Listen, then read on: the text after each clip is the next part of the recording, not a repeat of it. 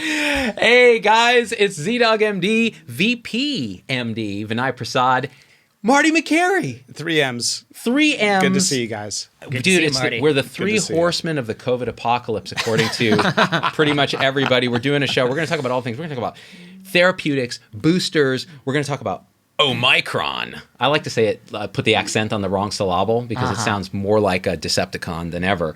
And we're going to talk about why we're sitting so close together. When you start, he doesn't have a third microphone. Yeah, he doesn't have a third microphone. My supporters fund the show, and they're cheap. They're so cheap. All these resources. No, Okay. No, you guys we're boosted right on being that close, or is this an unboosted contact? We're unmasked, unboosted, and unrepentant, Marty. That's Well, I'm an unboosted male. That's my preferred pronoun, by the way. Oh, is that your pronoun? Yeah. Unboosted male? Yeah. Yes, my pronouns are it, they, those, and currently unboosted because I got Moderna, which apparently kicks ass. Yeah. Like it's a good vaccine. Yeah. I'm 48. I don't have a lot of comorbidities. I have some clotting stuff, but I've never clotted. It's just like theoretical 23andMe. Thank you very much. So how about you? You boosted? You know too much about yourself. It's a HIPAA violation to ask someone if they're... No, it's not. No, it's not. Never mind. No, it's not. Never mind. You don't have to say. Privacy is dead, my friend. But Privacy is dead but now. I do see that people do say that. That's not true. It's not HIPAA. You can, of course, ask anyone their status, but no, I haven't gotten my booster yet. And boosters... You mean this week you haven't got... because you do weekly boosters, I'm sure, Well, right? eventually we're all going to have to keep boosting. You know, yeah. my vaccine card looks like one of those like frequent flyer like coffee cards where they punch the hole. Like I boosted here and boosted here and boosted here, and when I get 10 boosters, Fauci sends me a Fauci bobblehead that says I am the science. I'm getting my booster sent with the GNC nutrition vitamins. They have the same evidence. Yeah. No? What are the odds we get canceled now with the 3-time canceling incumbents? I get yelled at for platforming each one of you separately. Now all we need to do is bring Jay Bhattacharya and Monica Gandhi here, and we'll have like the horsemen of the apocalypse. And Twitter will just melt. It will just turn into goo. Nice. Yeah. So the booster thing, what is the deal with that, Marty? Mm-hmm. Yeah, everybody forgot that the FDA external experts voted down boosters for everybody by a 16-2 vote just 9 weeks ago, right? And then all of a sudden, there's a variant that came maybe from South Africa, and the immediate first response we have is we got to boost every single adult, even if they had a natural immunity from prior infection. It's almost as if there's no association whatsoever between boosting a young, healthy person and Omicron because we don't have data on it. We don't know anything about it, right? Yeah, we know nothing. I mean, I think that's the paradox of what they were saying was they were saying that, we don't know anything about this. At the same time, we have information that changes our booster recommendation. Both those things can't be true. If you have no new information about the variant, you can't change your recommendation. Otherwise, you could have changed it 3 weeks ago, but there's a reason why they voted against it. You want to get into that? Why did they not say a 20-year-old man who doesn't work in healthcare? So they did have an allowance for 18 and up if you worked in healthcare. But if you don't work in healthcare, the committee did not want those people to be boosted 9 weeks ago, as you say. We're blurring, when people say boost people who are over age 65. Yes, definitely. At least that'll reduce their risk, right? And by the way, it's important to quantify what that reduction is. It's a 10-fold reduction in hospitalization from an already very low risk of hospitalization. So what is the risk of hospitalization in a fully vaccinated American? According to the CDC website, it's 1 in 26,000. It's 3.8 per 100,000 per week. And that was at the peak of Delta, by the way. That was early September. So if I told you, hey, you've got a level of protection that's where the risk of hospitalization is 1 in 26,000, I'm going to give you the option to lower that to 1 in 260,000. Some people might say yes. Other people might say there are side effects and ultra rare serious complications. I'm okay with the risk tolerance of 1 in 26,000. By the way, who is that one person out of every 26,000? The only state that gives us a breakdown of breakthrough hospitalizations, North Dakota. Of course. Tells us the average age is 73 and the average age of a breakthrough death is 80. And if you look at a population of 80-year-olds, their time to death in general is not that long.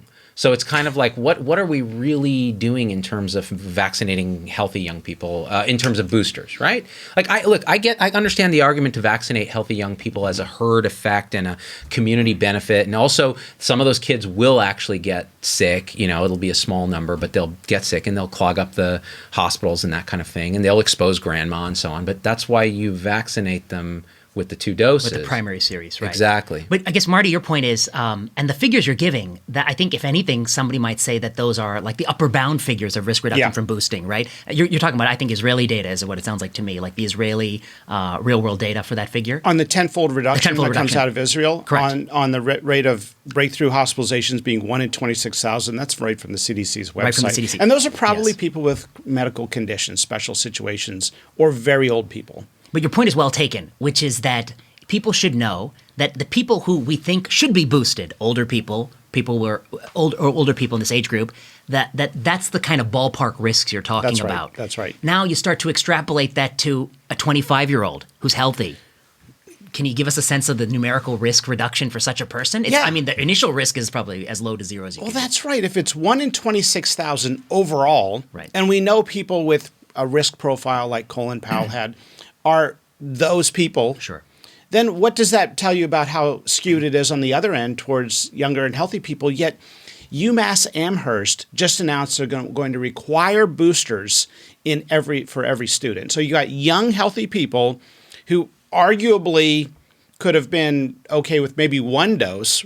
I mean, depending on what you look at. But if they've got natural immunity half the time, if they check for it. And now we're going to take people with natural immunity who have 2 doses and say you must get a 3rd dose in order to come here. There is this term have to, must, that's used in such a loose way. Mm-hmm. What is that quantified risk? Maybe you're okay with the 1 in 26,000 risk. Maybe you're okay with a 1 in 100,000 risk if that's what it is for skewed towards healthy people. The idea that you have to or you must, that's the language we hear. And it's not honest. And we've seen this paternalism. You cannot accept any risk of a mild infection. We've seen that level of paternalism before in medicine. Matter of fact, we see it all throughout medicine. Like, we couldn't allow women to have home pregnancy tests because we have to tell them the results. By the way, it was all men saying that. And Marty, the other point that you made just briefly, but you should push on a little bit more, is that some of those people getting boosted, not only have they gotten 2 doses, they've also had COVID and recovered from COVID. So what's the risk reduction for somebody who's had 2 doses, recovered from natural infection? I think it's as close to 0 as you can get. Yeah, right? Yeah, there's no provision to even look at that. And the other thing is, I think this all dovetails into this overall culture of safetyism that has emerged, especially on college campuses. It's like, on college campuses, it's unsafe to use words. Like, the one thing that we have as humans that prevent actual violence and damage. Like, instead of violence, it averts violence. It averts violence. We have words to avert punching each other in the face. But there are words that are the equivalent of punching someone in the face. Well, of course they're going to say you need 2 vaccines plus a booster, plus you probably should go out and get naturally infected with Omicron, which may be less severe, just to be sure. And then maybe we'll let you in if your little shaved ice punch card is all the holes are punched. You must, right? So you see that study out of Germany that of all young people aged 5 through 17, not a single death from COVID in a healthy person. 100% of the deaths were clustered in people with a comorbid condition. Now, I've heard the CDC data is that it is 3/4 of the deaths in the under 11 age group was comorbid condition. Let me tell you something about the CDC. Yeah. Most of their studies would not qualify for a 7th grade science fair project. Okay? None of them have been published in any medical journal for a reason. Yeah. The conclusions cannot be made from the data. The 2 crack studies they put out on natural immunity. I mean, how does the medical establishment not pile on to those studies? Well, that's a good conversation, because one of the studies is the one, correct me if I'm wrong, it's like among people with natural immunity, some of them chose to be vaccinated, some didn't. That's right. And both groups had like almost negligible rates of getting SARS-CoV-2, very, very Less low. than 0.01. Right. Yeah. But the group that chose to get vaccinated had a slightly even lower rate than the group that didn't. Yeah. But again, they're choosing. They're very different people. And it was a 2-month window. And it was a 2-month in window, one right. state of Kentucky, even though they have data on all 50 states for the whole pandemic. Right. And they won't release the reinfection I see. data. So you're saying that of all the places they could have looked, they're only looking in one place, one narrow snapshot. Yeah, fishing. Yes, and I guess the point is the reason it's a flawed study is that you don't know it was the vaccination that did it versus the characteristics of the type of people who sought vaccination. Sure, they're going to be more careful. Yeah, Right. but to your point, quickly before. Yes. So the question was, in the U.S., you made a comment that the CDC has suggested that roughly 3/4 of people have a comorbidity who are young and died of Correct. COVID. Yeah, so that comes from a hospitalization report in adolescents where they said 68% of those hospitalized for COVID had a comorbid condition listed on their diagnosis. They then later went back and said, but those hospitalized for COVID, we don't know if it was hospitalized for COVID or with COVID.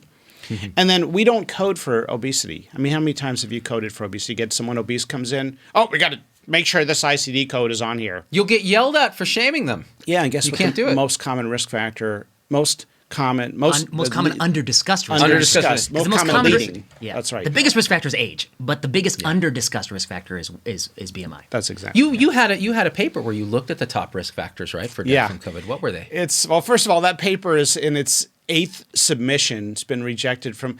So this is the largest study ever done in the world on risk factors of COVID mortality, done by a large consortium of Johns Hopkins researchers, including 3 members of the National Academy of Medicine, top immunology folks, members from the our Center for Health Security. And so we have access to all the nation's Medicare data in real time. And we looked at risk factors for COVID death. All 8 journals rejected it with no explanation. Right now, the journals are. Is it because you think that they are cautious about putting forth the narrative that obesity is a risk factor? I don't know what it is. I think that there's just an oligarchy that decides what's important, and we've seen this with every area of medicine. And if you're not in the club of what they want to see. I think you should play the race card, Marty. I think you should tell them I'm Egyptian and I've been excluded from publication. But that would work, but I'm one of like 17 research co-authors on it. Damn it. But that little bit of brown just colors the whole pot. But joking aside, this is a prime question. Why would CDC get to publish all this stuff that has a particular bent, right? Whatever that is, right? Sometimes they publish in their own journal, MMWR. Well, that's where they published this Yes, crackpot right, study on natural, not the Kentucky one. No, but many of their studies that are of poor quality, Pima, Maricopa County, and kids masking, and you're talking about natural immunity studies, but many have been published in MMWR. So we've got 18 studies showing that natural immunity is at least as effective as vaccinated immunity. 2 studies to the contrary. Both are CDC reports that are unpublished. One is the crackpot study from Kentucky. And the other is the study where they. I just picture a guy with a banjo doing signs like ding ding ding ding ding ding ding. Now that he's labeled it that way. Yes, exactly. Well, the crackpot Kentucky study. They didn't even involve anyone from Kentucky. They imposed these results because they have all the national data. Of course, yeah. But So they haven't basically, is there a sliver in the data where we could show that natural immunity is worse? Well, let's look at all 50 states. Here's one. Oh, I see. This is the study you're talking where about. we're Yes, seeing I see. noise. I see. And let's just look at reinfection rates over a two-month window. The whole study is a 2-month window. And your point would be that the reason that matters is natural immunity will be more durable, you believe, in month 8, 9, 10, 12 than vaccine immunity. And proof of that is what has happened in Israel, et cetera. That's right. That's the largest study done worldwide, Right. and it shows it's adjusted for age, 27 times more effective. It can't be 27 times more effective and half as effective as fact. Can't be both. Both can't be true. But let me ask you one question, Marty, about the boosters. The argument that we've all been making is the argument that at an individual risk level, the individual risk to an older person, you've quantified it, and people can choose that or not. To a younger person, it's got to be smaller, Much smaller. much smaller. And to somebody who's already had natural immunity in addition to vaccination, it's probably verging on 0. Yep. Okay, that's the argument about individual risk. Now, what about for the person out there who says that at least some part of boosting is for a communal benefit? So therefore, the 20-year-old kid in IT who's staying in his house all day, he should go and get a booster because maybe it'll help my grandmother. What are your thoughts on that? I think it's a reasonable argument. I think there's value to increasing your immune protection to reduce community transmission. But remember, the peak level of viral shedding was equal in vaccinated and unvaccinated people in the recent Lancet study. It's just the window was more narrow in somebody vaccinated. I would. You want to say something? No, I was just going to say, well, and then you have to weigh that communal benefit against a communal cost, which is days missed of work from having side effects from the booster, potential myocarditis, those kind of things we have to also factor in when you're holistically looking at, well, this is a policy decision now. Yeah, I'm with Z on this because I think that it is okay, I think, to have policy that is driven by community benefit as long as the individual recipient is not suffering a decrement in their health. And I do worry when you're talking about upper bound benefits in a 25-year-old who getting the third Moderna, that the upper bound hospitalization benefit is basically as close to zero as you can get. But the risk of myocarditis, it's not going to be 1 in 5,000, I don't think. It might be less because that's what the data has emerged so far. But it's not going to be zero, and it might exceed the benefit of hospitalization. So you can't ask a young person to literally take a harm for a societal benefit that is theoretical. I mean, these people who talk about what the pandemic might be if we boost versus if we don't, they're the same people who made a bunch of models that, last I checked, ain't very accurate. They ain't very accurate. Yeah. These are the same geniuses that told people they can't visit their loved ones as they're dying in the ICU. Yeah, they were not just geniuses; they were real humanitarians. Those people, and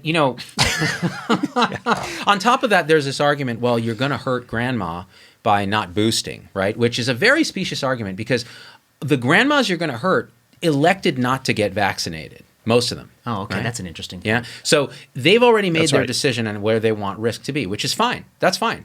And you're going to take that risk. That's fine. Your risk in that age group is not the 1 in 26,000, right? It's considerably higher, but higher. Still, right? And it's the same thing. In the early days, I'd always say your risk of getting if you're in your 20s, your risk of dying in a car accident is something like 10 times or 2 times higher than your risk of dying of COVID. Whereas it inverts when you get older. So we just don't understand risk well. Somebody, and I'm going to get a pile of criticism for saying you think this, what you're going to say now is going to get the well, all the stuff you've been saying is going to get you a pile. You're going to get a deluge now. The man has no self-insight at all.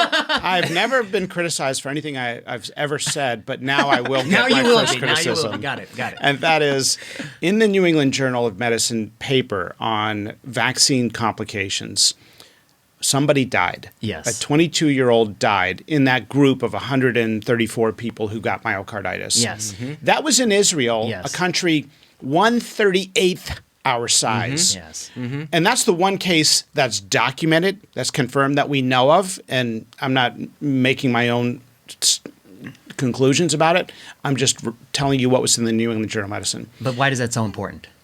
Well, if we take that number and extrapolate it to the U.S. population, are we prepared to extrapolate that number of deaths from vaccination? And how does that compare with the deaths from COVID in healthy people? Correct. And I think, Marty, to your point, two things can be true at the same time. The people who want to, I think, have you not talk so much about myocarditis, they say things that is true, which is that it's mostly mild. But all adverse events exist on a continuum, a spectrum. COVID's mostly mild. And you could say that, right? Oh, don't say that. You said so many dangerous things, Marty. Keep going. But that doesn't mean. But your point is well taken. That it's not just what happens to most people. It's what happens to the tail people. It's what happens to that. There's a distribution of events, and most myocarditis will be mild. Thank goodness. Most will self-resolve. Some will have long-term late gadolinium enhancement. We don't really know what LGE means on T2-weighted MRs. That's right. We don't really have the full implications. Will some lead to chronic arrhythmia? Chronic cardiac disturbance? Will some lead to shortened life expectancy down the road? But what we do know for sure is that it does have the potential to have catastrophic short-term failure and death, as in this case report from Israel. And that should give people some caution that it's not all mild. It's mostly mild. Just like COVID is not all benign. It's largely, a lot of people recover. Good point. Right. And I think to put a little container around this Chernobyl activity, which I love. We're not trying to invoke fear by saying, oh, potentially there's arrhythmia. Yes. We're just saying, listen, you have to think about all these things when you're looking at a risk benefit for a population. And I'll add another piece here that a lot of people don't talk about because I get the emails, right? So these people are... I don't read them. Yeah, you don't read them? Life is great. Life is great when Listen, you don't read the emails. I got to say this. So I've been increasing my meditation amount to like 2, 3, 4 hours a day. I get up at like 4. Hour? Okay, I thought Yeah, you were saying meditate for minutes. 2 hours in a day. Yeah, I know, minutes. Well, that's the best. I mean, the real actual quality meditation is 1 minute of thoughtless space. The rest is all just me watching my thoughts and getting angry about something someone said on Twitter. But since that's happened, I look at email less and I try to batch them and only do them on the weekend. So I'll sit for 3 hours and I'll go through 400 emails. And what I read is young people who've maybe had COVID, maybe they've gotten the first 2 doses. Now they're talking about boosters. And number one, they have deep needle fear. So there's something that conditioned in them when they were young. They got stuck 5 times at once, which is all fine. But now they have this terrifying piece of needle fear. They are worried about myocarditis because they have some family history. So their anxiety levels through the roof. The media has already stoked their anxiety, fear, contagion. And they're asking me, what should I do? I'm scared to do it. I'm scared not to do it. And this has a cost. Yeah, I can't go to college unless I do it. Right. Yeah, that I think is problematic. And I mean, to Zubin's point, I guess I want to also be clear that I'm a huge proponent of vaccination. Yeah, both of us are. You know, Yeah. we both are. Yeah. The reason is you can be a proponent for something, but recognize that there are always populations or groups where you need to have a lighter touch. And in this case, for instance, other countries around the world, they're not using Moderna under 30. Right, such as Germany, That's Denmark. right. Yeah, Right. They're not using Moderna. Why? Because they say we have Pfizer, and Pfizer has less myocarditis than Moderna. So why would we take more myocarditis when you get? They recommend against it. They recommend against it. Some countries explicitly against it. Some countries don't even let you get it. Some countries let you get it if you choose to opt into it. But different strategies. But this country, All or nothing. It's all or All or nothing. nothing. And it's three or you're not quote fully vaccinated. You know that's a problem. And you know what's really interesting is you can't talk about masking a 2 and 3-year-old as a question, but the WHO says don't do it. Yeah. So Yeah, the U.S., if I feel like we've lost the ability to even have the discourse about it because of the same thing you talked about, where like there's a narrative that has to be kind of pushed, and I don't know how this became a narrative. What happened here? So I've talked to public health officials behind the scenes. You know, I'm in the Washington, D.C. area, and here's something that they argue. And it's not a completely flawed argument. It's just one I disagree with. And that is there's value to a very simple, streamlined message. Sure. In other words, vaccinate everybody. Ignore natural immunity. Just vaccinate everybody. And maybe that simplicity of the messaging will result in more vaccinations among those who don't have natural immunity. I disagree with that because I believe we should be 100% honest with people and not be so paternalistic. And we've, again, seen this in so many areas of medicine up to this day. We're seeing with the booster conversation, you have to. How about quantifying that risk to them? And the other thing they say is that with the kids, you know, sure, yes, maybe for a child who's had COVID, they don't need to vaccinate. But there are those with comorbidities, and we really want to get them vaccinated, so do a universal vaccine policy.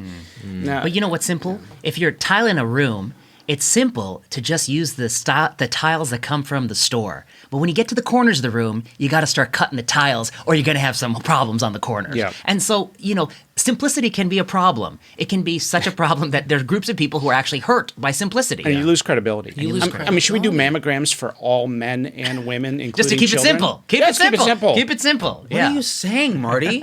Listen, this is not breast tissue, it's muscle. Are you suggesting that kids don't need a colonoscopy? Are you going to just let them die? I would just do the genetic test on their stool to rule out Okay. the possibility All right, of good. colon cancer, which doesn't exist. I'm glad you're anti-colon cancer in children because for There a you go. second there I thought That's you it. wanted to just let them die. You know what? You're dangerous. The other thing I want to say, Marty, though, about this is America. So we have a certain cultural set of norms around not having the government tell us everything that we're supposed to do. So pros and cons of that, for sure. But this is America. So Americans don't like when people aren't just direct. Like, hey, here's the deal. Here's the nuance, right? Hey, you know what? We're asking you not to wear masks because there aren't enough freaking masks for the people who really need them. Let's just say that. Right. Instead of what Fauci did, the flip-flop and so on. Surface transmission. Yeah, Oh, yeah. service right. Well, The I mean- soulmates. All the That- geniuses that yeah. kept loved ones out of the But ICU. good thing you scan your menu for the QR code because that's what keeps you safe at night, right? You know what? And the hygiene theater of putting your mask on until you sit down and then taking it off.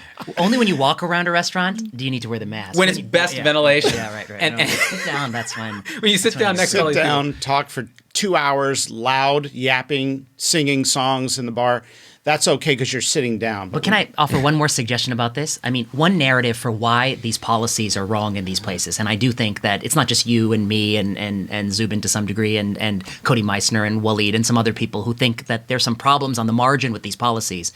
One explanation is that they're trying to keep things really simple. Okay.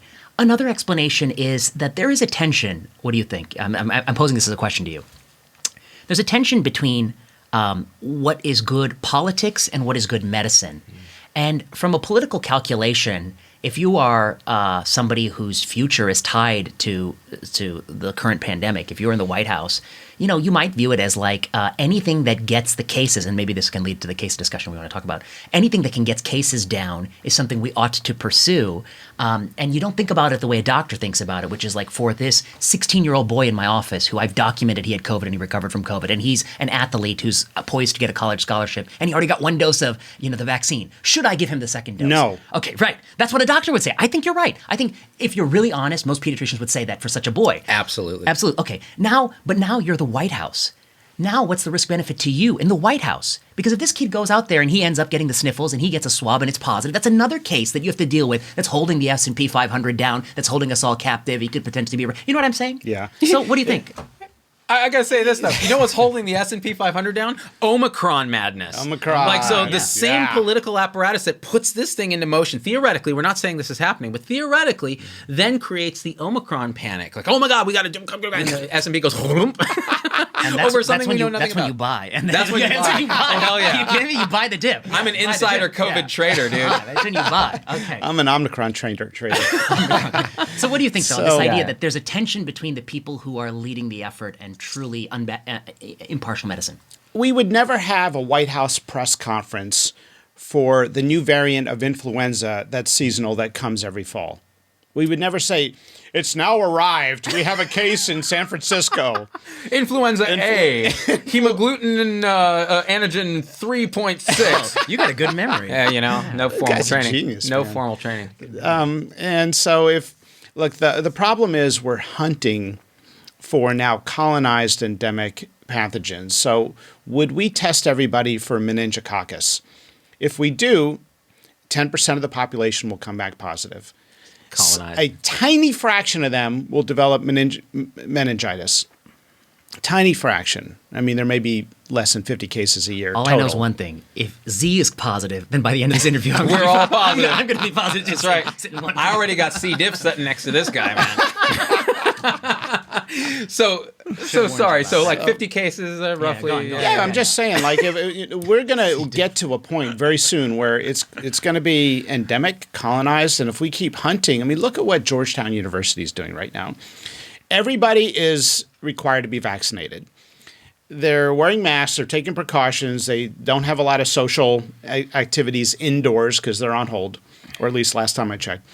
And if you test positive on surveillance testing, you are basically put in a jail cell. You are put in solitary confinement for 10 days and told if you leave, there could be severe repercussions like losing all your tuition and being banned from campus.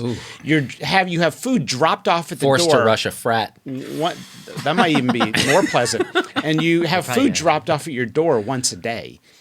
And so what are we doing? These are kids. But you know, I'm healthy. I think this is like the height of madness, and I guess the people who believe in it, they say things like, this is what's necessary to control spread. But the kind of evidence they're marshaling for that are like models that have often been made by the companies selling the test on campus, right? So there's this huge conflict of interest that I don't think people recognize. Which are the schools that are doing this? It's not Brooklyn Community College. It's Georgetown. It's Bryn Mawr College. Bryn Mawr College. It's schools Amherst. with money. And why do they do it? In part, perhaps to placate the anxieties of the wealthy parents that send their kids there. In part, they do it because they have the money. In part, they're being, I think, perhaps to some degree bamboozled by the testing companies that have developed models that support their own testing. Let's be honest, lawyers are writing COVID policy in America right now. Come on. It's not hello. physicians. They've been writing medical policy for years. All our cover your ass stuff that we do. It's like, Right. why would I get an abdominal CT on every single person who comes into the ER when it raises their cancer risk over years? Well, to cover my ass. I'm not saying I do that because I don't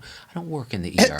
I'm a hospitalist. I'm better than that. I'm kidding, ER guys. I'm kidding. But why are we waging World War III against mild infections on campus, but the moment you're On one block campus. off campus, there's no war at all. That's right. Right. So Yeah. that's another distinction. Like, what's the even the people who articulate there must be some benefit to the community, they're forgetting the fact you walk off campus, you go to the grocery store, no one's doing any of this stuff. We have now an accompanying pandemic of lunacy that Yeah. is now following the. What's the R naught of the contagion of fear, Marty? Have you calculated it? 22. It's way higher. Yeah, It's like way higher. one crazy news announcer Yeah. saying, or some lunatic on Twitter who's a fearmongerer who probably has, panic disorder themselves. It can infect 22 other people with fear easily. If He lost his train of thought because we kept blabbing. We totally derailed it. I know. He had this really great profound, idea. like it was like He's high not used IQ to he statement. does a lot of TV interviews, but he's not like used to this. No, because it's never like this Rick, is the Rick lion's Hume's den. never like, hey. So, anyways, did you rush a frat, Marty? Because which one was it? Was it Pi Alpha Data Omicron? Did you rush the Omicron frat, bro? Because they never do No, that. But let's give you a chance. I went to a fraternity house once, and that was to drop off a lab experiment project. But I told everybody that I was there. And the following weekend, people were like, "What are you up to this weekend?" And I'd say, "I don't know. I'm thinking about maybe going to the Fiji house again." Been there before. Yeah. Delta. You're a pre-med. You're working on getting into medical school. Yeah. Marty, okay, let's talk about this one thing that you mentioned before that we got to talk about. Omicron, the genetic sequence, its closest relative, where did it come from? Animals. I'm convinced it comes from an animal reservoir. Have you seen District 9? Yeah. Those aliens look like they have COVID, don't South they? Africa, yeah, that's where That's they right, landed. the prawns. Yes. It was the prawns. Yes. That's a great So, movie. what percent really of good movie. deer have had COVID-19? 70%, I thought. I saw 30% in 30%, the okay. Penn State study. The deer were in Idaho, so I don't know if it's Oh my representative. Are Idaho deer representative of U.S. deer? They're more conservative as far as deer go. They're more likely The to red eat deer. They're more likely to eat corn-fed grass than grass-fed grass. 30% deer. But and I guess the explanation around that is that when you look at the genetic sequence, Yeah. it appears the last known sequence that this is to human SARS-CoV-2 is a long time ago in the past. And so I think there's three explanations. One is it jumped to animal reservoir, jumped back. Yep. Second explanation, it was replicating in populations that are not being surveilled, so such as perhaps very rural people. But the problem with that is you would expect inevitably some of the other strains would leak back into places that are surveilled, and you would catch the sort of other ancestral strains that are closer. And then the third possibility was replicating in an immunocompromised host Right. for a long period of time. So what do you That's the think? old alpha That's theory. the old, that's the old. Yeah. Those Africans gave it to us, Yeah, right? the And immunocompromised Africans, right. people with HIV. Right. That's right there. Right. Well, that's what NPR is saying. I know, Okay, it's but- amazing so how you- it gets you- parroted. I mean, But you like the media, animal reservoir theory. By the way, the media has fallen in. They now parrot whatever the government officials put out there. Yeah, it's true. Yeah. And so when the government says natural immunity does not work, the government puts that out there. The media falls in love with it. They fell for it. And they just parrot the same thing out there. I mean, they haven't seen something they love this much since weapons of mass destruction. Oh. Whatever. Pour some out for colon. So look, here's why the animal. Yeah, here's why animal the animal reservoir point that you made is so important, because there are millions of deer in the United States. I don't think this came from deer, but let's But some animal in Africa. That's right. There's Yeah. many animal reservoirs. Yes. There's 10 to 15 million bear in North America. Is that the plural of bears? bears? But English is a second language. You're gonna derail his whole train of thought I know. again. I just can't. I just am curious. Bears. Yeah, 10 to bears. 20 million. Bear, or they bear. I don't know. Yeah. And the bear statistic is unrelated to anything we're talking about, but I just thought I'd drop it. No. Okay. So rodents are one of the vehicles Yes. right? So how many rodents? Come on, Yes. I have a hamster. But you're building to your point, which is that this virus will never be eradicated. They're It's here going to forever. keep Yes. spitting out variants forever. Forever. Yeah. Are we going to have a White House briefing every time a new Yep. variant comes about that gives mild illness? So, Marty, let me ask you this. So, I'm with you on your point that I do feel as if the media is uncritically parroting press releases that come from this administration. hypothesis, see what you think. You're the Washington insider on this. The swampologist. Yeah, that's right. Swampologist. I feel like they feel like that there's two choices in this world. Either if they are very critical of this administration, the alternative will be an administration that comes back to power that they really don't want. Mm-hmm. And so they are really giving a pass on this administration. And to some degree, they're not doing the work of journalism, which is to hold power accountable. Thoughts? What we are seeing right now with journalism is identical to what we saw with justifying the war in Iraq. Whatever the government puts out, thank you very much. We're going to put this out there and just broadcast it as is. And I'll tell you, the medical community is complicit in this. These two studies on natural immunity put out by the CDC were so flawed, no respected, honest physician would ever say that you could make those conclusions from the data presented. The second study, the one we didn't talk about, not the Kentucky one, but the other one, surveyed people in a hospital and derived population risk levels of natural immunity being protective versus vaccine. Mm-hmm. You can't, it's just flawed. So they're conditioning on going to a hospital. That's right. Which is a collider in this issue. Okay, so I guess the point you're making here is that... So, by the way, we've ruined the lives of millions of Americans who have natural immunity. I ruined them. I mean, agree. We're going to be fine no matter what happens with COVID, right? Yeah. People are dishonorably discharged from the military, Yes, nurses walking out. We can't get chemotherapy now for patients. Our frontline heroes. You know, They were a hero. Now they're anti-vax deniers. Now they're anti-vax deniers. Now they're killing grandma. But I guess the point you're making here is that if you look at all of the studies would suggest that natural immunity is at least as good, but probably better than vaccine-induced immunity. And while there are lots of people in this country we want to get vaccinated, that's right. We can put these people on the back burner. Mm-hmm. We can let them and many other European nations, the pass says if you actually recovered from COVID-19, you get the pass too. That's right. Yeah. We're not doing that. We can only look to Europe for Medicare for all, but all the other things we can't learn anything from them. We can't learn about Moderna from them. We can't learn about natural immunity from them. So you're saying that what we're doing is we're punishing these people who have natural immunity. We don't need to punish them so hard, and we can let them back into the fold. We can let them work in hospitals, staff the hospitals that are understaffed, and the net result will be better public policy.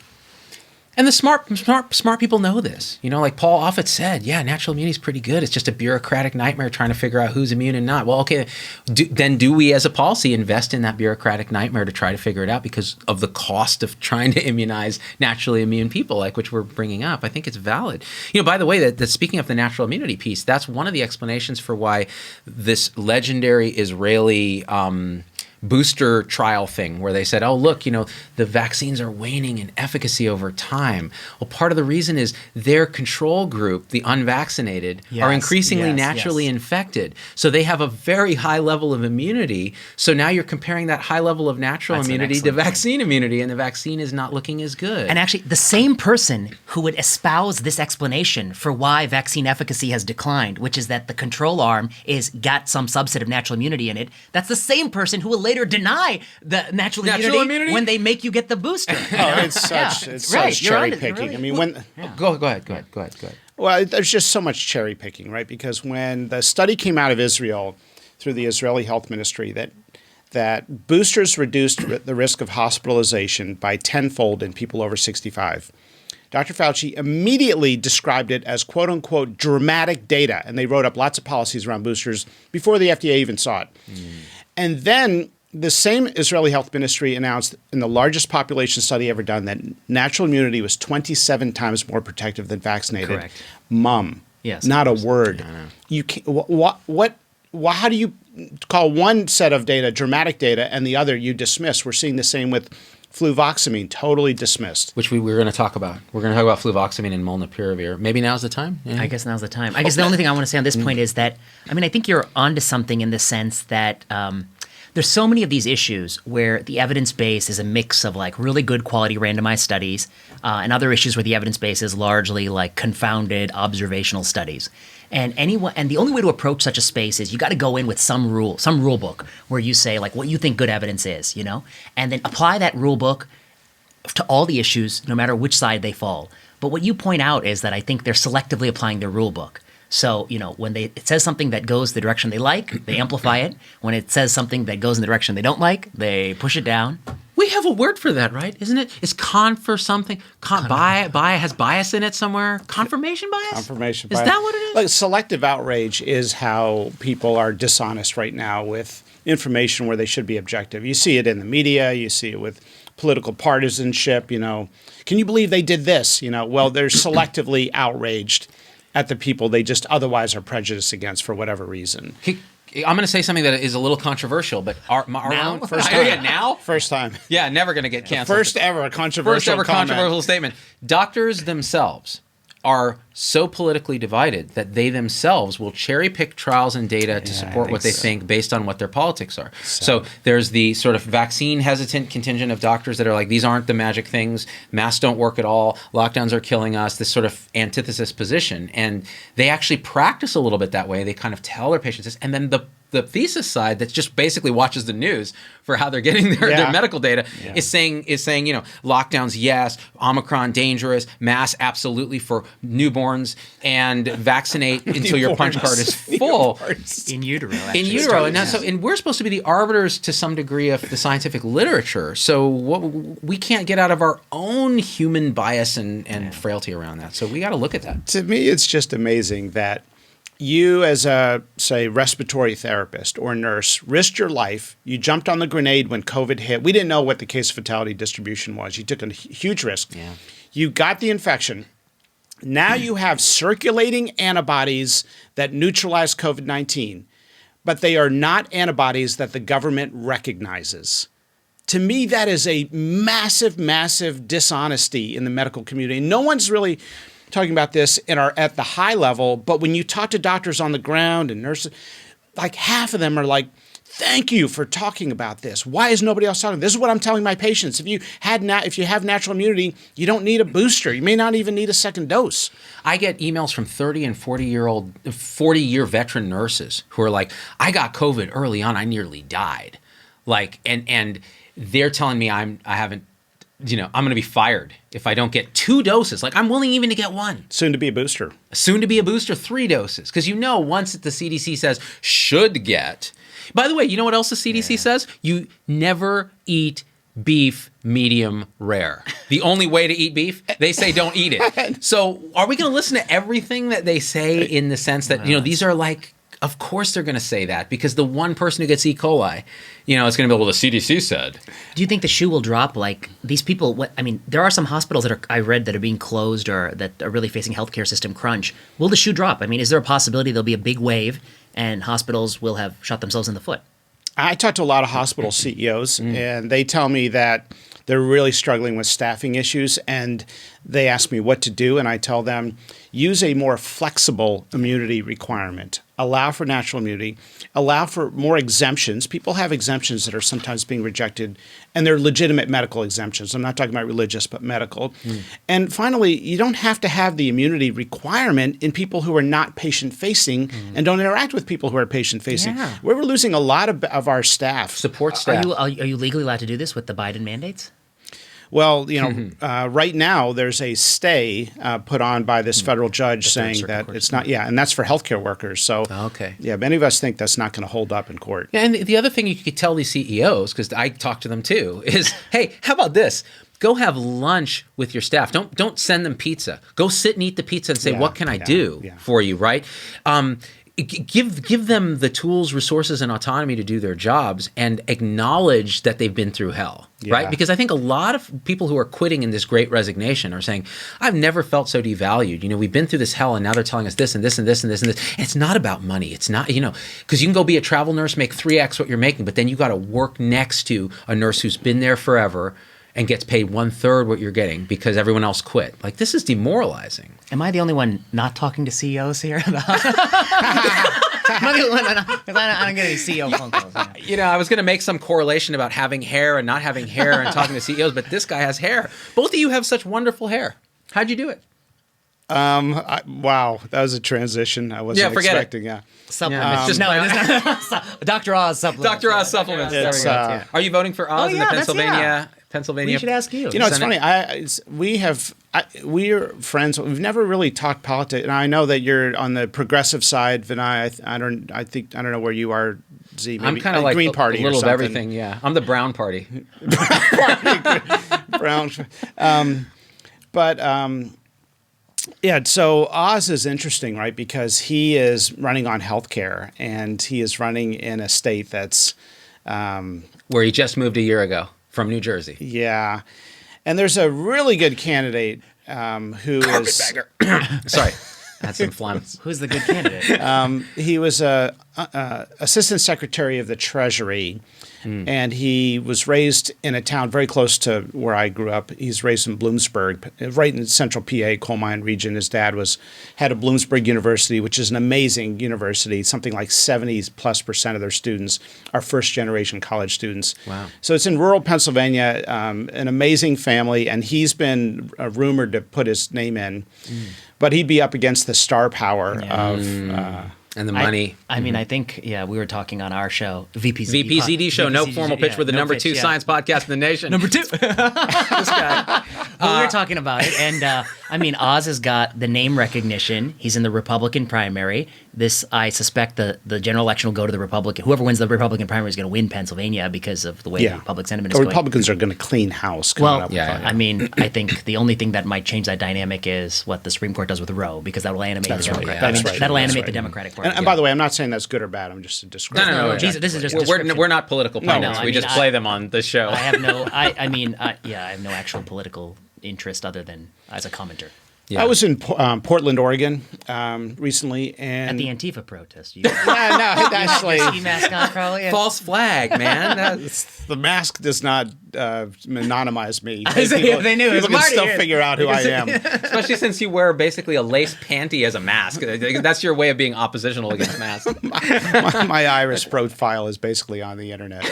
Clear put it on there in collaboration with the NSA. And by the way, any cyber criminals that have hacked in here, people from the NSA, welcome and good to have you on board. Nice to have you guys. Bob, so you're in Portland, Oregon. So 100 great place, right? OHSU. 130 restaurants and pubs in downtown Portland have closed in the Portland area. Have closed permanently. They will never come back. People are upset. I'm in there in a hotel. It's at 10% occupancy. It's a big hotel in downtown Portland. 10%. People are angry right now. They're like, what are we doing? We now recognize the risk of COVID was heavily skewed towards those with comorbidity and advanced age. And yet the entire society is shut down because of this war on mild infection in low-risk people. And people are angry. And I've asked them, like, how are you going to vote in the upcoming election? And they're like, Republican or Democrat, we're just voting out whoever is in power right now. Right. Well, that's Portland.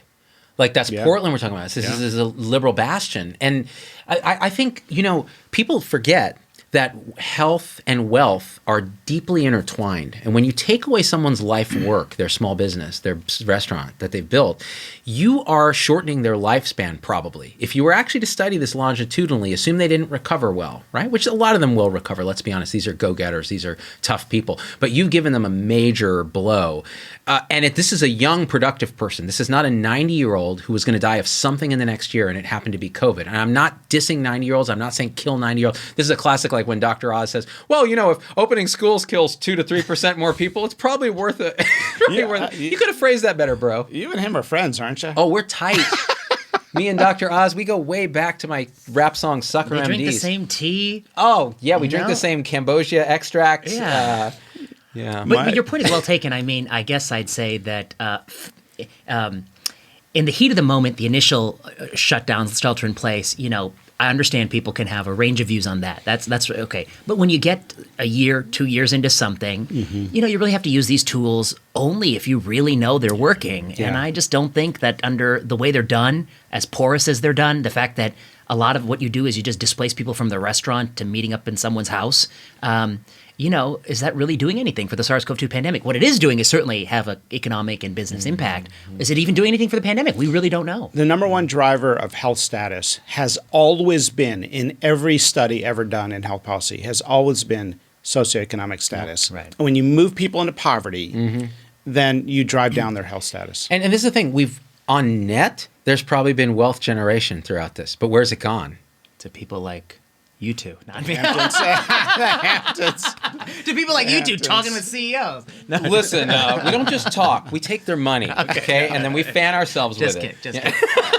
No, but that's his point. His point is right. We are the Zoomocracy. Yeah. So yeah, we can make a living, we can make money, we can do all that. But what about the person who cleans the house, who when they had a lockdown, they couldn't come and even clean your house? Or my gardener, who I paid to not come because there was a rule in the Bay Area that they couldn't blow your freaking lawn. You still use a leaf blower? I hate that thing. Well, I don't use it. I use it by proxy by hiring people to use it. Come on, it's so noisy. He doesn't use it to remove leaves. He uses it to put them on other properties. On the neighbor's property. I told my gardener, I'm like, listen, I need you to actually not rake them up after you blow them. I need you to put them on Phyllis's lawn, just because we have a thing going. But I was wondering about that. The wealth creation to point is that we do have, it looks like across all sectors, this great resignation, and you've talked about it. And people are trying to figure out what it is, what are the factors, and I think there's going to be a lot more research in that space. But some of the factors are that some of these mandates may displace people in ways that we're not really capturing through surveys, because surveys do suggest that the displacement has been low, but maybe their displacement's in other ways. Another thing is people are just realizing what you want out of life, and what you want out of life is not going into office 5 days a week. That's what you were talking about. Yeah. I mean, the other thing is, though... Great awakening. Yeah. Wealth generation, though. I mean, let's say... you're somebody who had some modest amount of money invested in the stock market. The stock market has done very well, over the last year and a half, and you could be slowly selling off some of those assets and having a lot of cash, and you may not need to work. And then the fourth thing is, we're starting to see the beginning of the baby boomers who have had tremendous amount of accumulated wealth are starting to, unfortunately, pass away and leave some of that to the next generation. And that's a huge it's going to be the greatest wealth transfer in human history. And that may also change. Some of this generation might be saying, you get that wealth transfer in, maybe it's time for me to retire. Another reason the young people should be against any COVID restrictions. Oh, it kills off the boomers. They get their retirement. Get that inheritance faster. No, I think this is spot on. A lot of people are saying, this is not what I want to do. They want to switch from being a consumer economy to being a creator economy, where they're actually doing something they love, and even if it's not making them a ton of money, so I think that's happening. Rich people have done very well the entire pandemic. Yeah, before the pandemic. Before and for all of time. Yeah, probably. I think for most of human history, except post-World War II to 1980 in the United States, rich people have done well. Yeah. I mean, I go to some of these areas. I have a cousin in Florida, and you go near the Palm Beach community. There's no nails at Home Depot. Everybody is renovating their home, and they're not making them smaller. Yeah, and so that has been the project, right? And you go to inner city Baltimore. Right. You go to inner city Baltimore, and you look at these kids where the dropout rate was about 50% pre-COVID. Now the schools are closed, and they give the kid an iPad and tell them, here, go try to learn like this for over a year, for 15 months. So it's the untold story of the pandemic is how it's disproportionately affected disadvantaged communities. Yeah. And Marty, that's the point that that's where I think Twitter has been really probably the most pernicious thing. Twitter and the New York Times in getting the schools closed, because they've been banging on that drum. I've even seen with the Omicron before we knew anything. People back out there again. Close the schools again. Close the schools. And one of the things that somebody said that actually struck with me was it's like a faculty member, much like ourselves, and that mid-career faculty member saying that as hard as it's been on my kids, they're doing okay.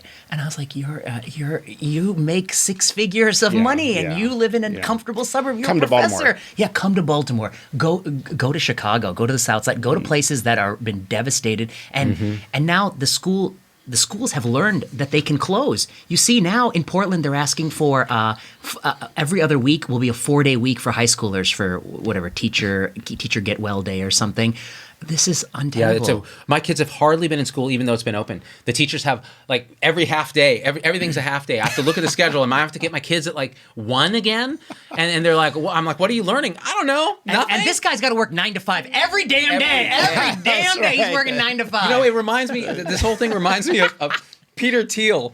Actually spent money defending Hulk Hogan against some Gawker. The Gawker. Yeah. And this is what he said about Hulk Hogan. He goes, now here's a guy down on his luck. He's a single-digit millionaire. So, he can't even afford to tear the shirts like he used to. Oh my gosh. Only 3 a day. He can't hire people to tear them for him. These multi-billionaires, I think that's excessive. I am just trying to get to 1B. 1B? I just want the doors that do this on my car. I don't want to deal with these doors that open doors that open like this. I need the doors that do this. ROI, radio on the internet. Radio on the internet, ROI. Can I just say one last thing about Omicron? Yes. Is it Omicron or Omicron? I had to look up the pronunciation when I did my video. I think it's Omicron. Omicron. My friend of mine looked it up for me and said, you can say it either way. And I said, come on, ask a Greek person. Yeah. Yes. So There's some viral There video are I no saw Greek this people. morning where- Extant. They're an extinct race. Can't find one. Here's the thing. Why do we have the entire world economy on hold until we find out whether or not the Omicron variant is encompassed by vaccinated or natural immunity? Do the experiment now. We have 4 BSL-4 labs in the United States. We've got 59 in the world, many of which we have partnerships with as a country. Get the variant, do the laboratory experiment as has been done with the other variants, but do it quickly and see whether or not, what percentage of the antibodies neutralize. You mean binding efficacy? Yeah. That's okay. right. That's Neutralizing right. binding assay. That's Yeah. right. I've went to our immunologists that are geniuses in the lab stuff, and I talk to them a lot. And I've got a net. We all have our networks of people in the virology and immunology world we talk to nationwide. So I talked to them and I said, "How fast can you do that experiment?" We could do it relatively quickly. Well, how quickly? I mean, we could do it, in a couple days.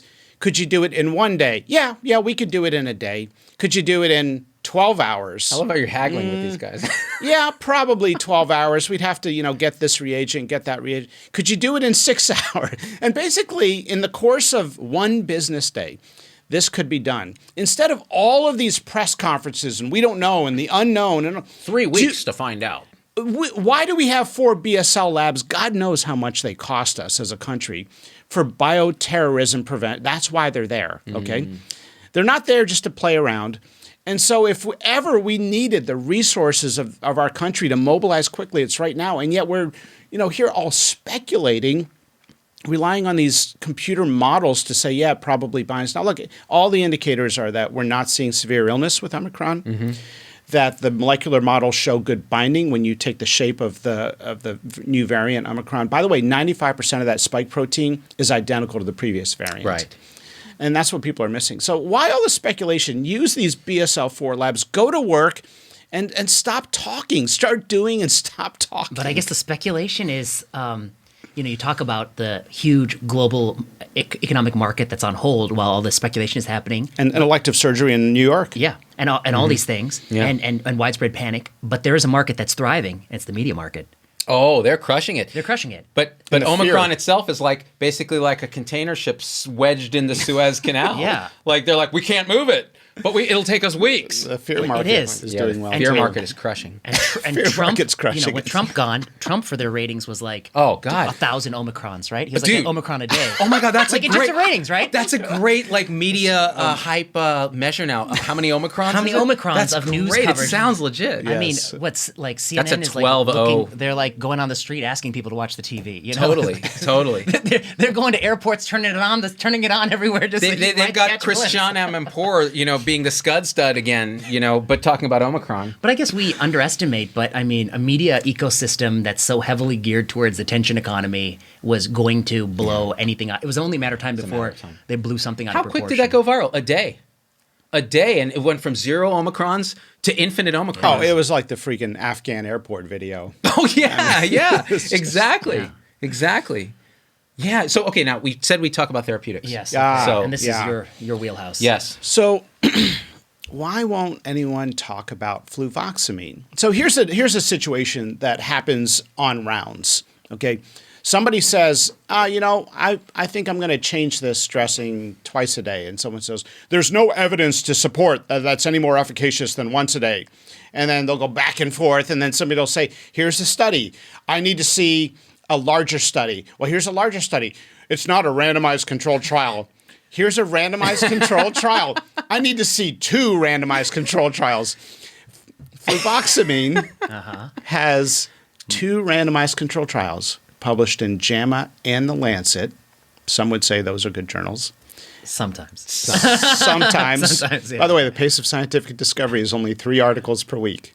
Okay. You can't have more than that because of word limitations, even That's though they're right. published online. Well, because of impact factor growth limitations, that's why you got to limit that Yeah. stuff. Yeah. So Okay. here you have 2 RCTs Yeah. showing fluvoxamine reduces mortality significantly in both.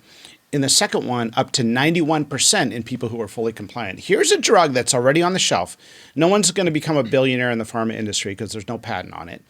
And you have solid RCT data. Why is nobody talking about it? So this is an interesting piece. So Angela Rierson, who's one of the psychiatrists who's the lead author on the piece, and I have been in cahoots by email for some time, waiting for this data to come out. And she's been telling me, this could be something promising, and I'll let you know when it is. And she did, and it is. And the reason this thing may work, we don't know, is that Fluvoxamine, Luvox, the brand name, SSRI, it has these anti-inflammatory effects that have been described before. And they were screening drugs, and they said, this thing seems to have some effect. And they followed up, and a lot of the other drugs fell off that list of potentials, but Fluvoxamine continued. Then they do this randomized controlled trial, I think it was in Brazil, where the rates of transmission were still high and they could do this, and they show these really great outcomes. And I haven't dived into that data set, but why is nobody talking about it? And I think she's asking the same question, because this is, again, off-patent, cheap, relatively safe drug that has the side effect of making you feel good. Why are we not talking more about this? It's amazing. And again, I did do a deep dive into this data, incredible data, as good as it gets, right? I mean, without observing each person enrolled in the study with your own eyes. You'd have to learn Portuguese. You'd have to learn Portuguese, and I'm maxed out on foreign languages right now, especially with Latin. Oh, pig Latin, and... Pig Latin. Did somebody trick you guys into saying that Latin would help you with medical school? They tried to pull that shit on me, but I didn't do it. I fell for it. I guess I was so far beyond.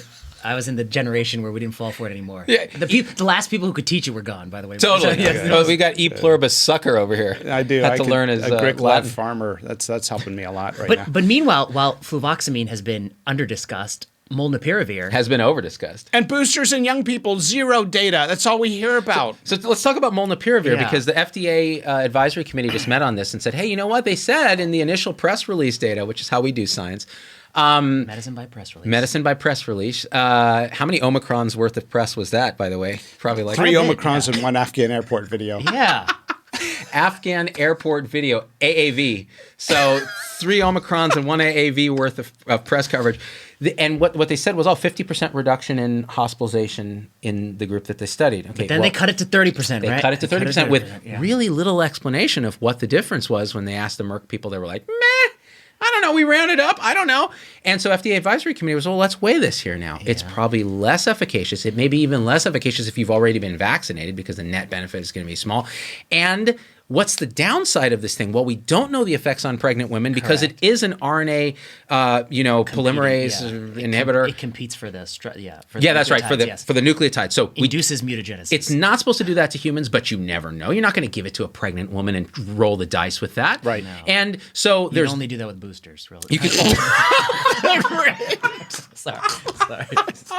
With no edge. Oh man, that's where I need like a prop where I push a button and the big canceled thing. But what I love about what Vinay's saying is it's how medicine deals with uncertainty. Yeah. And we deal with it with this incredible cocky arrogance of just do it. Yeah. Right? Right. Yeah. We knew nothing swoosh. we knew nothing about this vaccine in pregnant women when we were out there saying you still need to get it. I wrote that article in MedPage, which you're the editor-in-chief, about exactly that. That like we ultimately, I think we were vindicated. That people were vindicated that it's safe in pregnancy. That's right. And we want to double down on that. Yes, 100%. At least the first 2 doses. But certainly the rhetoric that it was safe in pregnancy preceded the evidence that it was safe in pregnancy. That's right. And then the boosters is a different question. And you were on Barry Weiss, and you had a really good example of a woman who I thought she is pregnant and she was in her early 30s or something, and she has gotten 2 doses. Yeah. And was it you who said? Oh, no, it was Barry who said. Barry's friend. Barry's friend. And Barry's friend asked a doctor at like the Brigham or someplace like that. And the doctor said, "Do you want me to tell you the right answer, the answer I'm supposed to tell you, or what I actually think?" Exactly. That's what a lot of people. I got a lot of women in their 30s, 20s,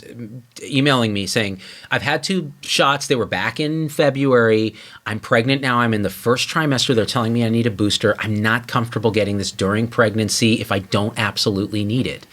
And I'm like, I don't know where the evidence is that you absolutely need that. And the evidence with if you don't have a booster is that 1 in 26,000 will be hospitalized, and the average age of that one person is 73. Right. Now, we don't know about where pregnancy fits in that because pregnancy is a risk factor, but still. Sure, yeah. That's true. It could be a pregnant 73-year-old. No. But a 73-year-old might make movement from a 30-year-old risk to a 45-year-old risk or something. Yeah, exactly. Right. But to the point of molnupiravir, it induces mutations in the virus itself. That's the other. That's the other downside. So let's talk about that. The idea is it mutates this virus to death. So the virus can't replicate right without incorporating this bogus, RNA bits and bytes. The next thing you know, it's like blah, blah, blah. It's a Cronenberg mutant, right? Well, some of those may escape that don't get terminally mutated. You're going to run out of Greek letters with this bad boy on board, right? You're going to be on zeta, pi, alpha, epsilon. I mean, you're going to go through all of them. You're going to have to go like what they do with the hurricanes, right? It's going to be like alpha 1. Like they Hugo. No, I thought they go. Oh, once they get to like Demetrius, they have to start at like alpha. They start calling the Greek alpha. The New York City Rats have a patent on zeta because I guess they're planning to produce that one. Oh, perfect. Those rats are going to crush the game. You really do think it's the animal jump back. How do you get 32 mutations all of a sudden? I guess in one person? And why don't you think the immunosuppressed? Because I hear Trevor Bedford, he believes it's in an immunosuppressed host. Yeah, first of all, I think it's a reasonable hypothesis. Okay. And since I'm not in the genetics world, I've been talking and I've been probing a lot of these people in the field. And a bunch of folks just say, how do you get 32 mutations in one person? It's just too much randomness in one host, as opposed to what we now are recognizing to be species where millions of different animals within that species have had the virus jump around. Yeah, I mean, I guess the point is well taken that simply because it exists in so many animal species, zero COVID is a delusion. Yeah, delusional. And always sequencing everybody every day for the rest of their life is a delusion. You'll just keep finding it places and it'll just cause damage. Yeah. You really need to keep your eye on the prize, which is minimize hospitalizations and deaths and maximize living life, the thing that we all do outside. Yeah. That whole narrative has a 0 Omicron value for the press. That's right. Yeah. And a minus AAV. Minus Afghan airport video. Yeah. Well, what on fluvoxamine, before we leave that. Yes. Yeah. I wish our public health officials would talk about it. There's no evidence to the contrary. It's safe. There's none of these concerns. Mm-hmm. It's solid evidence. And the data blows this ivermectin data set out of the water. Ivermectin fell apart. Yeah, that's just right. nonsense. I mean, but it's sort of the ivermectin hydroxy backlash has resulted in scientists losing their objectivity. That's an interesting. That's a great interesting theory. Yeah, I think it's true with fluvoxamine because one of the I'm not even going to mention this because that'll poison the whole talk. Forget it. Because there is that component. And I think people are so gun shy now, right? Dr. Oz was promoting hydroxychloroquine in the early days. So I take it you're not going to endorse him for his race for Senate. Could you imagine? I'm ZDoggMD, and I endorse this message. My colleague, Dr. Oz, and by colleague I mean professional clown. Doug McCormick is the other guy that many people are hopeful is going to throw his name in. Okay, yeah. Good. Yeah. I wish We're going to have to make a note of that. Yeah. Because I think Dr. Oz is going to win. Yeah, name recognition's high, 94%. Should we fly and change our residency to Pennsylvania? He said he's from Pennsylvania. Yeah, I'm from Pennsylvania. Why not Dr. Marty? No, I have zero interest in government. Dude. No. You live in D.C., you have zero interest in government? That's right. He has zero interest in participating in government? Were you born in the U.S. or were you born in Egypt? I was born in the UK. That just keeps him out of the presidency. Yeah, that's fine. Yeah, you could be that means you have a limit to your ambition, which means you won't be as insane as... Yeah, you might be a great governor. I was born in the UK, which is why I can slip into a British accent. And I'm from Egypt. Why haven't we not been doing that this whole time? Speaking Cockney? I can slip into a British accent. Hello, Governor. Let's talk about molnupiravir. And then people think you're, That's why that smarter. YouTube video guy is really popular because he has that nice accent. John Campbell, exactly. He's like, okay, let's talk about ivermectin. And then he puts up like a thing. He's a genius all of a sudden. Yeah. But my family's from Egypt, which is why my skin is dark. But I was raised in the United States, which is why I have type 2 diabetes. I actually don't have type 2 diabetes, but you're type 2 diabetes adjacent. I'm adjacent to a lot of things. Yes, that's true. You got an impaired A1C? Right now, I'm okay. It does run in my family, though. Mine too. Yeah. My A1C approaches the asymptote of pre-diabetic. Really? If I don't take care of myself, like the minute I go off the rails and start munching on them snacks, like if I have more than 0 meals a day, I'm fully diabetic.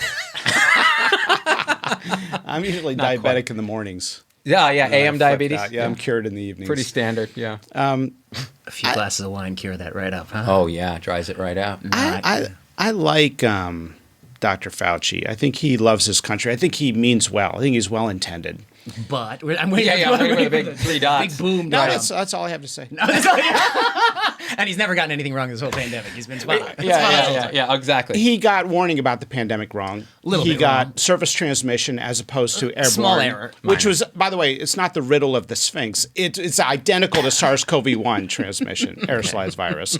Ball dropped. And the mask thing, and then He got wrong one way or the other. One way or the other, he's getting it quiet wrong. about Okay. schools. That the was, vaccine. actually, no, he was vocal about keeping them closed. Actually, I have half a dozen quotes of him keeping them closed. When DeSantis reopened, he was against it. Yeah. And then the vaccine allocation guidance overly complex. One should have been dose versus age-based. age-based. That was one, and also he was against the one dose to everyone. Which Absolutely was in the UK, against it. Right. That was we may not be talking about boosters if we would have spaced them out because you get better immune protection. Better coverage. That's another good point. The fact that we crammed them together in 21 days, where the antibodies are going to wane in a way that wouldn't have happened if you did it 16 weeks or 28 weeks or something like that. Vaccine uptake might have been higher early on course, if you yeah. just said, hey, just take one right now and then we'll think And you know about why something. else? Also, all the people who had the dose 2 reactions, telling their friends about how yeah, they totally. felt, Like me? you would have silenced that whole thing up, right? Because they wouldn't have had the dose 2 reaction. Right. I did a video that got something like 15 million views on Facebook where I was like, dude, dose 2 sucks balls, guys. It's terrible. It's terrible, but you still should do it. He filmed it from his bed, and he was under the covers. Help me, guys! I'm cold. No, you don't get off the hook. I interviewed you the day that I had those symptoms. Oh, yeah. I was on the tail end of that. Now, like, he's talking to, at his freaking transmission speed, which is like, yeah, there's 30 things with the study. And this is I'm at Omicron news He's transmission at Omicron speed. news speed. I'm at AAV minus 10, and I'm like Rigering here. I'm like, yeah, tell him, Vinay. You tell him. Okay, so But yeah, then So keep one going. dose- Keep natural going, immunity. Fauci. Natural Natural keep immunity. going. There's a long list. Natural immunity he got wrong No, because he doesn't acknowledge it. that resulted in the deaths of tens of thousands of Americans. How do you calculate that? Because we were giving vaccines to people already immune that's true. for a long time when we were yeah. supply constrained. And there was actually an analysis published in Annals of Internal good Medicine point. doing a calculation of the tens of thousands of people whose lives could have been saved. Because this was right when it was climbing in the winter of last year, And right? there were people were desperate, like rich people were cutting in line. Remember that? That's right. Yeah. Rich people You did that a whole have thing on that. and they have- Stanford professors. Didn't they get board members, a Yeah. lot of people with BLM on their profiles. All of a sudden, their life matters more. Insert themselves in the vaccine line ahead of more vulnerable populations. So, not acknowledging natural immunity resulted in the unnecessary deaths of tens of thousands of vulnerable Americans who were clamoring for a vaccine, and we said there's not enough for you just yet. And we lost a lot of people in that January-February wave. So it's so frustrating. Now we won't talk about therapeutics like Fluvoxamine. It's just nonstop. And he actually was also pro border travel bans for Omicron. That's right. Oh, right, yeah. Well, Probably he, don't do much. in fairness to him, he said when he was asked about travel bans or vaccine requirements in general for travel, a little unrelated, he said, if the White House wants to do it, then I would support it. What the hell? That's what kind of. Well, I thought he represents science, not Yeah. politics. Well, I think some would suggest that he's gotten too tainted by politics, and he should have been speaking up about a lot of issues that he has not spoken out about. Like, where is the data on reinfections from the CDC? Why are we learning everything we're learning from Israeli studies Right. and not from the CDC? Right. And of course, the gain of function thing. I'm not one of these people to look back and assign blame, but let's just agree now, once and for all, Dr. Fauci, if you're listening, that we should He's ban listening right now. all. We should Loves us. ban, and all the pro gain of function scientists out there, we should ban gain of function of any kind forever in perpetuity. Let's all agree. I mean, that's something we should agree to right now. And What yet- is the? Remind me again. What's the upside to the gain of function? well, so work here's there? the thing: when More you function? More function. when you have an old guard medical establishment, and let's be honest. Look at the age of Dr. Kessler, who's behind the scenes in the White House, Dr. Fauci, and Dr. Collins. Are you saying you don't like your leaders to all be close to 80 with telomeres the size of an 30, with running leadership for 30 years in a federal agency? We got a small group of people making all the decisions. There's no ethnic diversity and there's no age diversity in that group. Now That's racist, buddy. So no comment. What about ideological diversity? There's not really much. Oh, there's zero dissenting opinions. ideological. Yeah, they get the- there's cancellation of those other thoughts. Yeah, But they here's get the thing: is okay. that in the old school mindset that I believe they're coming from, this is their bias, and we all bring biases, right? But this is their bias. To sequence something used to take months or years, right? That was Collins's big project, right? So in the old days, you wouldn't have time to sequence a new virus, so you would want to almost Frankenstein manufacture it in a laboratory have it available. to be able to work on it, right? But now technology has improved, and you can sequence an entire genome in 20 minutes. Yeah. I also think that there are risks to gain of function research. We'll agree. We got burned badly. Yes. Okay. And then the benefits are largely theoretical. So I don't think there's any evidence that there is benefits to doing research. So I would agree with you that I wouldn't recommend doing it, and I'd probably halt all the funding to do it. Do you know about the 2012 ferret study? It's obviously one that I have pinned on my refrigerator. Yeah. Did you say the 2012 or the 14 ferret? How many studies are on your refrigerator? They're like vintage wines. He has a cellar full of different ferret studies. I was like, did you want the ferret from 2012? the 2014 ferret. Reprints, the original reprints. You ever get those emails? Can you send me a reprint of your article? It's online, bro. Yeah, we have You have a computers. dot matrix printer? Just Yeah. print it out. Yeah, and if it's not online, just ask the NSA. They'll Well. give you a copy. So in 2012, Dr. Fauci and Dr. Collins were still promoting gain-of-function research. They wrote an op-ed in the Washington Post, and this was pre-2012, I think it was 2010. They were just talking about why we need to be doing this in very controlled settings, as if that's, 100% reliable. Yeah. So just ask anyone who's worked in a lab. And Ask the Chernobyl employees. Where do you put your where do you put your coffee? Yeah, exactly. Yeah, I like to keep it right. Exactly. I just see Homer Simpson at the controls. Like, hey, this thing, ask the is this the vial of the good virus or the bad virus? Flanders? So Chernobyl people aside. So in 2012, Fauci funded a research study to do gain-of-function research of an influenza virus that was done in Wisconsin and another center, I can't remember. And so what they did is they juiced up an influenza virus and infected ferrets. It was more contagious and it was much more lethal, like a 60% lethality rate. And they infected different ferrets and it was controlled and then it was published. No leaks, nothing went wrong. And they published this. And the world scientific community read this publication, funded by the NIH, and they basically reacted by, and I'm going to paraphrase, holy smokes, you did what? No one should ever do this, ever. And so the movement came about to ban all gain-of-function research, and they lobbied Obama in 2015 to create a moratorium on all gain-of-function research. And Fauci and Collins didn't like it. They lobbied against it, but it became the law. And then part of that moratorium was a committee that was going to be set up at the NIH to screen all research to see if it met the criteria, and then it would have the power to block that research. And that committee became nicknamed the Ferret Committee. And the Ferret Committee, over time, over the subsequent 5 years, was dismantled internally by the bureaucracy, by Dr. Fauci and by Dr. Collins, all documented in an amazing investigative journalism piece called Science in the Shadows in the Washington Post. They took their power away. They assigned people there who were weak. They changed the definition of gain-of-function research, and they changed their power from blocking research to purely advisory, and they continued to fund gain-of-function research around the world, including the Wuhan lab. Now, I'm not saying those dollars directly funded this coronavirus, but that is the debate on gain-of-function research. And even though they may not have juiced up this virus in the Wuhan lab, they had published another paper that they juiced up another virus. And even though gain-of-function research wasn't funded, may not have been funded at the Wuhan lab by those NIH dollars, it was 100% funded at other labs with NIH dollars directly and credited in the publications. Man, and who's standing up for the ferrets? No one. Okay, the armadillos have their freaking lobby. That's the only reservoir to study mycobacterial replication in. Now they have a whole bunch of people picketing for armadillos. I'm making this up. I have no idea for what leprosy. No, I think it's leprosy. I think you're right. I think it's leprosy. I think you're right. Leprosy. Yeah. Hansen's disease. Sorry, you don't call it leprosy. That's racist. I'm with Is the. that- Well, they've changed. You can't call it an eponym. You have to call it Hansen's disease. That doesn't sound right. I thought we're moving away from eponyms. Yeah, no, actually- no Wegners. No, you know. I actually have no idea. I have no idea. Okay. But you're right. I don't know what you guys are Rocky talking Mountain about, spotted but- fever. That's now called Omicron 2.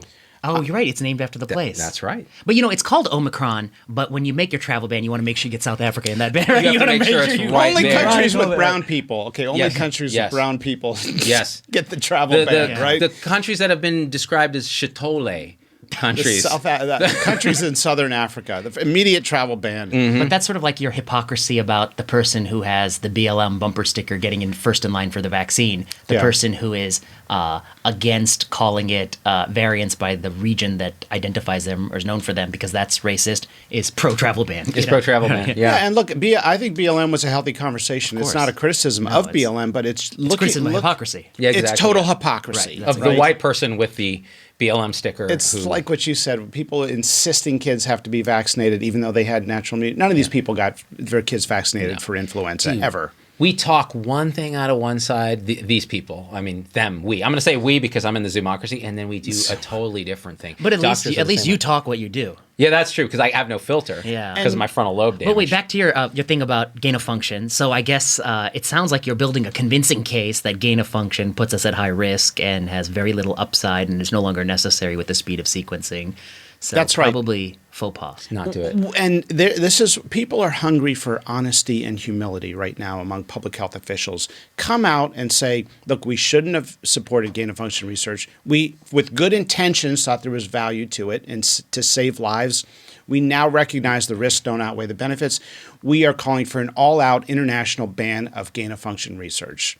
And an investigation into the origins of COVID-19. I don't think you're going to learn anything from doing anything. don't think so? No, they've flushed everything in the toilet after they burned it in a bonfire. Yeah, but the NSA still has the phone records. You just listen to those. I think the way you find out is you have to have like unfettered access to the people who work in the laboratory and interview them. Yeah. And waterboard them. Witness protection. No, you need to like fly them out to a place and provide them like Also positive families. waterboarding, right? Like safety. And their family. You'd have to Yeah. fly Yeah. Oh, yeah. all Their 200 whole village. contacts Right. of everybody who knows And that a person. village in China has 3 million people. So I hope you got a good budget for this, bro. Wow, that's a You know? stat. Yeah, I made that up, but No. it feels right. Well, no, I mean like a small town in China. Yeah, but it's is- one child policy, so there's families maybe. You could, oh yeah, they're I don't more know, maybe contained. I That's don't true. know. That's true. We'll only get men. That's Okay, the problem. So what you're saying about Fauci though is you think there's a few places you could criticize, just a few, At least 10, 25. maybe 16. But I mean, I guess to think about a science, yes, he's a scientist, but he's been acting like a policymaker. That's what we talked about on our show. That's the on rub. VPZD That's the rub. podcast. VPZT, number two number podcast in the podcast, nation yeah. on science. 2 weeks in a row. Suck it, Sam Harris. You hack. What category? No, is actually, this I actually number like two? Sam Harris. I do too. Yeah, me too. Okay, so Let us on your show, please, Sam. please, Sam. What's the category that you're number 2 in? Science. Why do you Really? gotta go I there, put us in Marty? science Obviously, because- it was general interest. Yeah, come on, Marty. No, I mean, come on, come on, Marty. What's wrong with you, Marty? He assumed it was a category. I thought it was general interest. Of course. Why wouldn't it be? Yeah, it's just I mean, science. it's of general interest. Not just science. To non-scientists. It is. We're almost. Yeah, we're science. almost science. We're almost science. We have to just beat Hidden Brain. Shankar Vedantam. Yeah, but oh, that Shankar guy. Vedantam. He's a brother. He can't be dethroned. He's I a mean, brother, he's yeah. powerful. No. I'm 50% science. What's the other 50%? It's kind of half-baked dogma that's laced in That's a good opinion. sense of insight. Yeah, I'm like 30% mysticism, 5% tar, from cigarettes. Right. Just because I think, But here, can we learn from bedside clinical wisdom? Because right now you have all of these doctors in South Africa saying this is what we're seeing on the ground, and you're having this dismissal that we cannot make any conclusions until we have an RCT. Yeah, and these guys actually brought it to our attention. And how do we reward them? Okay, you're off the map. We That's shut the first down. mistake. Yeah. When you find a variant, you keep it quiet until I tell you can say something about Exactly. it. Right? Shh. If you're coming from Africa, if you're in That's Africa. right. Otherwise, true. it's different. They're probably different. But rules. let's just say, like, if China identified some mutation and variant, I promise you that news ain't going to Nature first. No way. It's going through the premiere. No, it's going through. It's going through the the Greek letter Z. Yeah. All right. XI. It's going to XI. It's going to she. Exactly. Yeah. G. Right. It's going to. Yeah. It's really going to get there. Yeah. They're like, this variant doesn't exist. I think we had a hard out at like 12:15. We got 5 minutes though. Oh, why not? 5 minutes. fine. How are we gonna? Okay, let's bring this. Okay, first of all, I want to say something. Yeah. A little meta analysis Yeah. here. Since this guy's a podcast host, it's funny. I go off the rails, say something stupid, frontal lobe's released. I'm like snouting all over the place because of my brain disease. This guy always brings it back. So Marty, what you're saying is this, and I got to say, I need him permanently on your hip. on my left here. Well, I will say my takeaway is the first 5 minutes I was disoriented. I keep looking at my own face and the stupid thing. I wasn't looking at the right spot, and then I was like really discombobulated. I'm not used to being on this side of the table. It's a weird side to be on. It's stressful. They don't really know how absolutely close we're sitting together. Yeah, it looks like we're miles apart because Yeah. the camera adds 5 pounds, but listen, we're practically Siamese twins. Actually, it's one chair. I don't know if they know.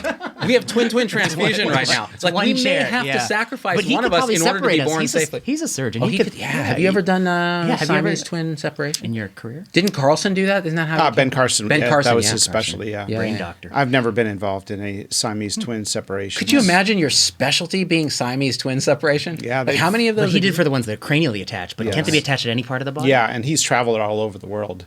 Yeah. Wow. You never done one?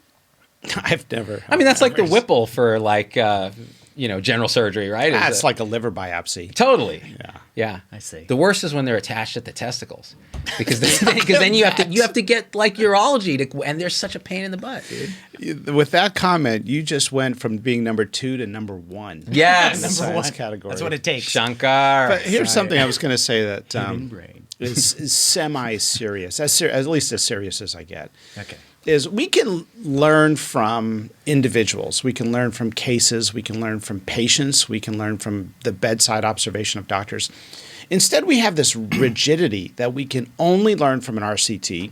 And if the RCT doesn't show us what we already want to believe, we need a second RCT. And if a second RCT shows us what we don't, we just don't talk about it. There in cancer, I can tell you that I've kind of drifted into this hybrid pancreas auto transplant community now, but pancreas has always been my clinical focus. And in pancreatic surgery, people are interested in what the outliers are doing. When I tell a patient you've got pancreatic cancer, they're not interested in what is the median of the overall group. They want to know who beat this and how did they beat it. And what were the characteristics of those who beat it? There's a case of stage 4 GBM, glioblastoma multiforme, and the person basically beat it. They're 20 years out, and there's no evidence of recurrence. It's Which is unheard unbelievable. of, It's yeah. unheard of. I don't know if it's ever been described. And people, actually, most of the time we see some appearing miracle like this, that there was a mistake in the path or the diagnosis. This path has been re-reviewed every year in a teaching conference. It's stage 4 GBM. What happened in that case? Turns out that the patient developed, after the resection of the tumor, a bad infection of the surgical resection bed.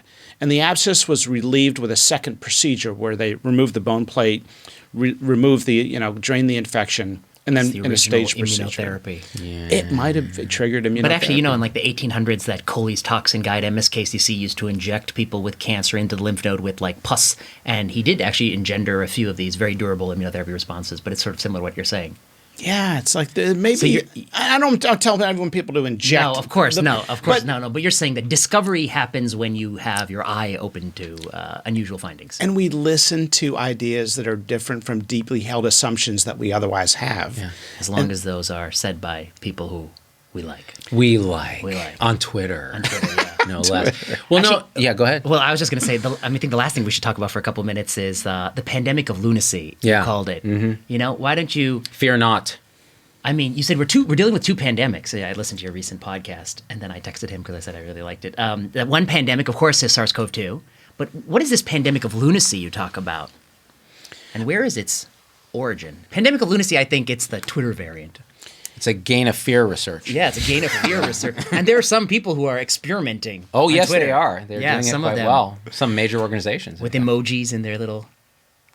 I'm impressed. I don't really read Twitter. I just put stuff out there. Like if I put out an article or a piece. I dump and run, yeah. And I just assume dump and run. Or drive-by shooting is another. Yes, right? yes. But basically, put something out there. and then just not look. Because people get so preoccupied. And there are a lot of people probably listening and watching, and somebody's put a comment on their page or something they've posted, and they're so distraught by it. People would never act like that in a face-to-face civil conversation, but they're anonymized, and they throw these grenades.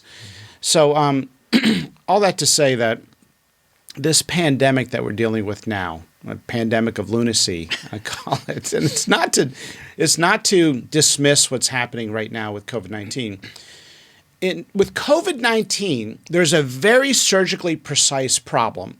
10 to 20 million Americans are adults with a risk factor and no immunity, no vaccinated or natural immunity. And they are dying, and they're continuing to die in high numbers.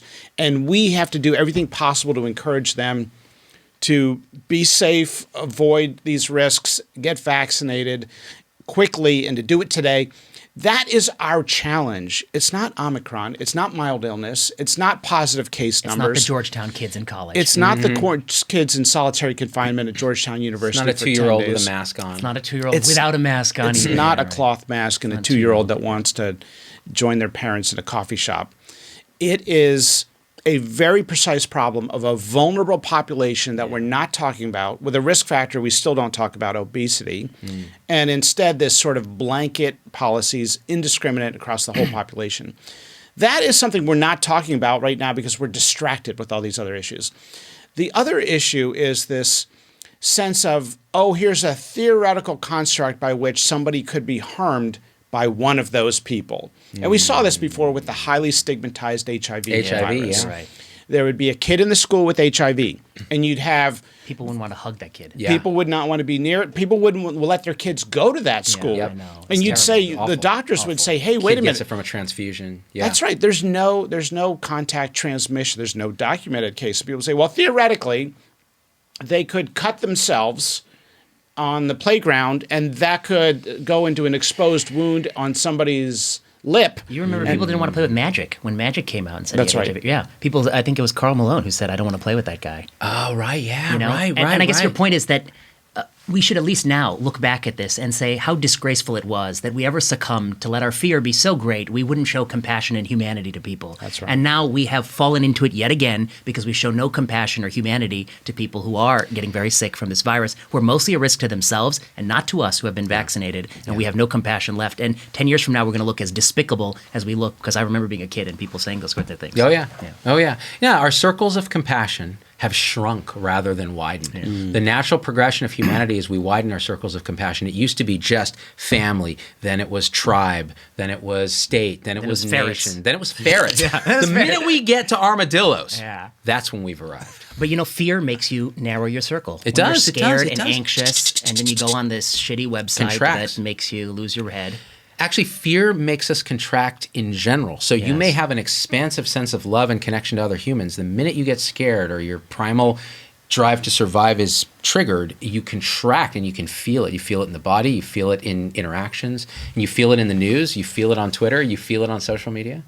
I guess I'd say this about Marty. I think that there's obviously a lot of people who love you, Marty, and a lot of people who have been critical of you. But I wish that people would acknowledge that even those people who have criticisms of you should acknowledge that your broader point that we need to think about the people at highest risk and do more for those people to lower their risk, and think less about the people at low risk and how we can torture and screw up their lives. I think everyone, how can that be even debated? That his broad point is right, that you have to think less about the Georgetown kid than the unvaccinated 85-year-old right now in Alabama who's never had this virus before. Because that person is playing Russian roulette, and this person is going to be fine. But that sounds like targeted protection, Vinay. Oh, yeah, what is it called? And then Jay was saying that with Focus protection. Focus protection, the Great Barrington And Declaration. how we know focus protection doesn't work. Like in medicine, we know you can't treat individuals differently. You just got to give medicines on the wards. You throw them out. You give everyone the same medicine. We know. We you know can't do anything ulcers aren't individually. caused by H. pylori. We know. Yes. know. We know it's surface transmission, and if you don't wash your hands